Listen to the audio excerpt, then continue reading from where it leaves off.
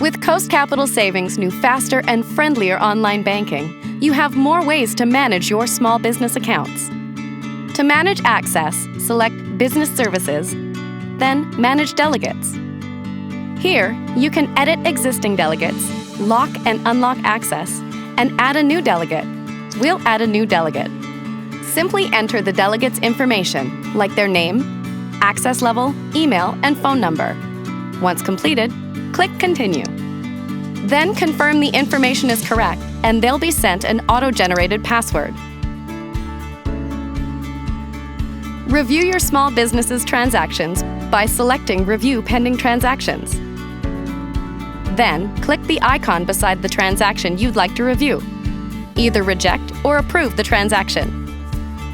You also have control over all of your profiles. Simply select Manage Consolidations. You can see more information on your profiles, remove them, or add a new consolidation. To switch between profiles, click the Business button on the left-hand menu and choose the profile you'd like to switch to. With Coast Capital Savings' new online banking, your small business can do even more.